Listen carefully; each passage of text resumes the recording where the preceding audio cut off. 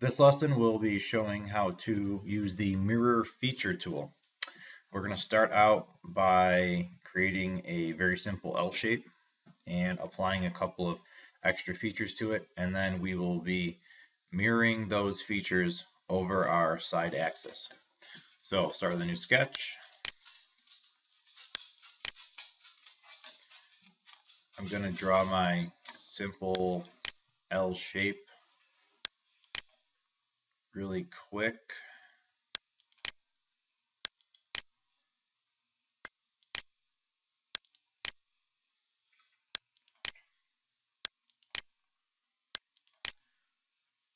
We have a few dimensions on here that are very easy to see and a couple that are actually kind of difficult. That was probably the way that it copied, I'm sorry.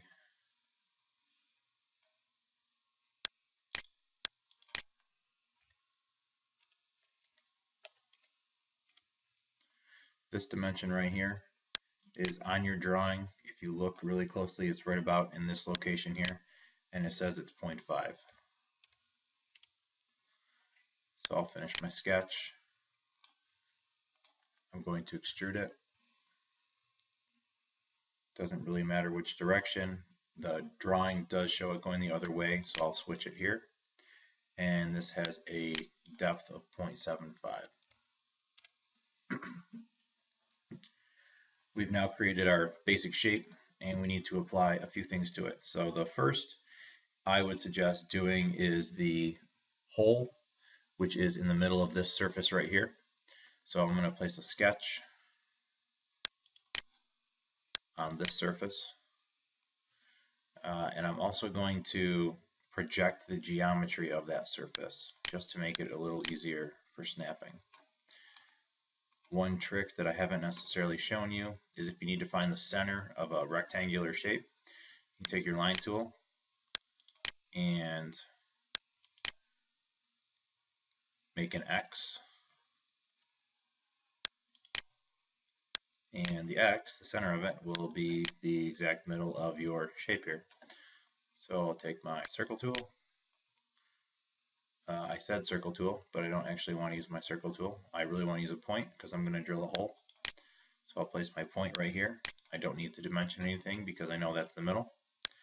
Finish my sketch and choose my hole tool.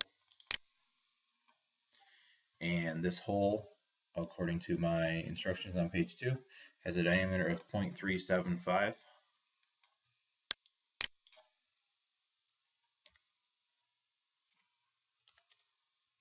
And it goes all the way through. So I'll leave my termination as through all. So that takes care of the hole. And lastly, there's actually 3 fillets. Again, kind of hard to see. I think the copier was a little low on toner. I'm going to use my fillet tool. As you can see, I was doing something different. In your packet, it says that the radius for those fillets are 0.25. That's actually not correct. I think they're actually 0.125, which for you guys is probably the default radius.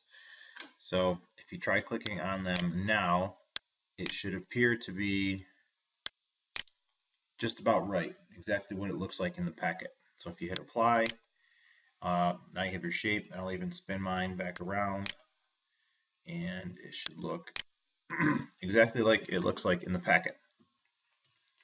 So in order to mirror this shape, we're going to use our mirror feature, which is, again, in the same location as if you're sketching. It's just we're out of sketch mode and we're applying features, which is right here. I am going to first choose the features that I want to mirror. I want to choose my whole shape, but as you can see, it didn't actually select the fillets or the hole yet. So I need to select the hole, and then I also need to select the fillets. And once you've actually selected everything, you can also see that they're highlighted over in your browser. You can choose your mirror plane. I'm going to select my red arrow and choose this surface. It will kind of give me a preview of what that will look like. It looks good to me. I'm going to hit OK. And I have now made this entire part by only actually making half of it. Make sure you save your file. Looks like the file name is mirror.ts. .ipt, and you can move on to the next part.